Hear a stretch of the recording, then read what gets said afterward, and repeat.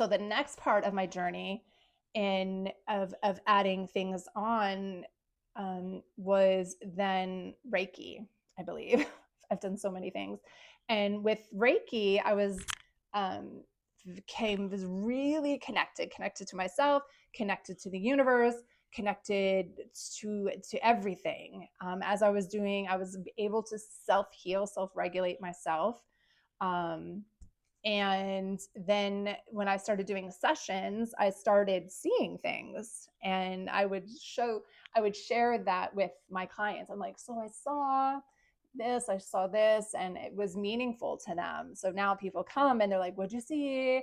What'd you see? And it's, it helps them kind of notice what's happening, or some clarifications on what's happening, or comforting for them, because sometimes relatives come in, or these different energies come in, and it's just confirming and comforting to them, which is amazing. So then someone said, you should look into medical intuitive, because I have this medical background, because I do occupational therapy. I'm an assistant. And so knowing the body, so you have to have this background in the physical body, and you're clairvoyant, so you should check this out. So I did.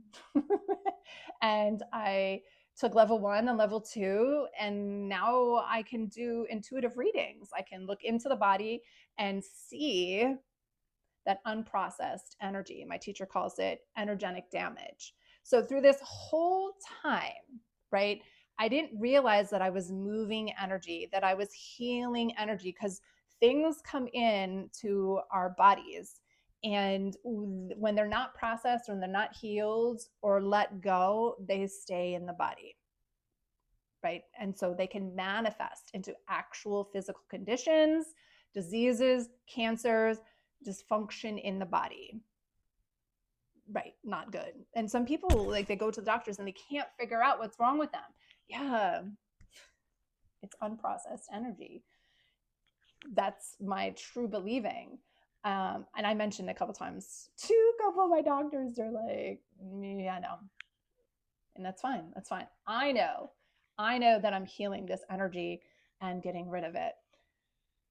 So, yeah. So, and what medical intuitive has done is through my training, sitting with my classmates and getting information about me, right? Because I had to read them and they had to read me. And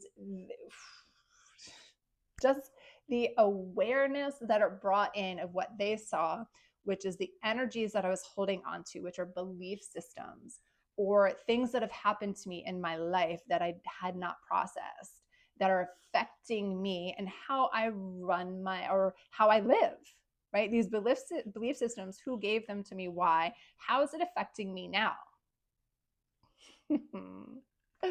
What? Yeah, right? So to then become aware of actual, like, beliefs that you're holding on to, what people have given you, and or decisions you've made, and how that is affecting your life, right? So then to bringing that awareness to it has now helped me be able to release that, because I'm like, no, that's not serving me anymore. That's inhibiting me to move forward, and to, like, you're holding on to those fears. You're holding on to just systems that don't work anymore.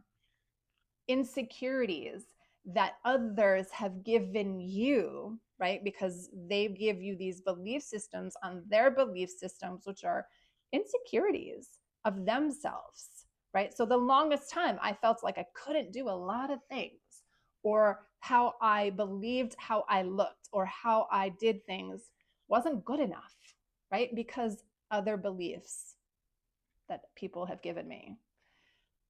Right. So to heal them, to love them, to be able to release that, first you need awareness of them.